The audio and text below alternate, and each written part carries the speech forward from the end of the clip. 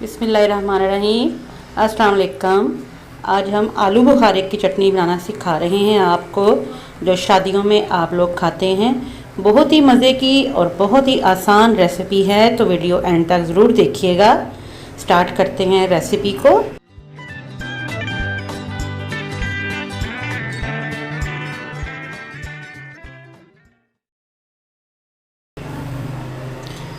सबसे पहले हम फ्रेश जो है आलू बुखारे ले लेंगे। ये रेड वाले जो आजकल ताज़े आलूचे जिन्हें कहते हैं हम आए हुए हैं, ये मैंने आधा किलो लिए हैं। इसके साथ चीनी तकरीबन 1 कप या 200 ग्राम कह सकते हैं। तो आलू बुखारे धो के मैंने एक बर्तन में डाल दिए हैं, ऊपर से चीनी शामिल कर दी है। अब मैंने इसमें तकरीबन 1 कप जितना पानी इसमें शामिल किया है, और इसमें थोड़े से मसाले जाएंगे। ये काला नमक, रॉक सॉल्ट, ज़ीरा और रेड चिली पाउडर 1-1 चम्मच जितना डाल के तो इसको पकने देते हैं।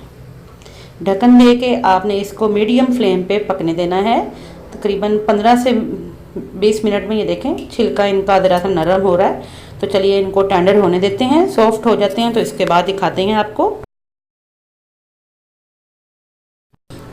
ये देखें हमारा छिलका जो है नरम होके उतर गया है, और अब ये देखें कितने ज़बरदस्त लग रहे हैं। तो मैं इनको ये चम्मच की मदद से ही मैश कर रही हूँ, और थोड़ा सा मैं इसके ऊपर, अगर आप चाहें तो इसको मैश करने के लिए कोई भी मैशर ले सकते हैं। ये घोटना है मेरे पास, तो इसके साथ मैं इसको थोड़ा थोड़ा सा कहीं कहीं से इसको कर दूँगी इसको मैश, ताकि इसमें अच्छा सा जूस जो है वो गाढ़ा हो जाए और पल्पी सा ये इसका फ्लेवर टेक्सचर आ जाए। चलिए अब इसको दरमियानी आंच पे मज़ीद पकने देते हैं, यहाँ तक कि ये प्यूरी की तरह गाढ़ा हो जाए, थिक हो जाए। ये देखें अब ये गाढ़ा होना शुरू हुआ है बेहतरीन सा। तो अब आंच मैंने तेज़ कर दी है। सिर्फ 5 मिनट बाद ये देखें अब आंच बंद कर दी है मैंने। परफेक्ट हमारा ये इस तरह से ही बस मुझे गाढ़ा चाहिए था। लेकिन बेहतरीन सा हमारा हो गया है, बहुत ही मज़ेदार और इतनी टेस्टी। करेलों के साथ, भिंडियों के साथ या भुनी हुई कोई भी सब्ज़ी उनके साथ बहुत ही मज़े की लगती है। चलिए मैं इसको एक प्याले में निकाल के थोड़ा ठंडा करती हूँ। ये देखें आप इसका देख सकते हैं टेक्सचर, कंसिस्टेंसी चेक कर सकते हैं कितनी गाढ़ी है। तो ठंडा करती हूँ थोड़ी देर इसको।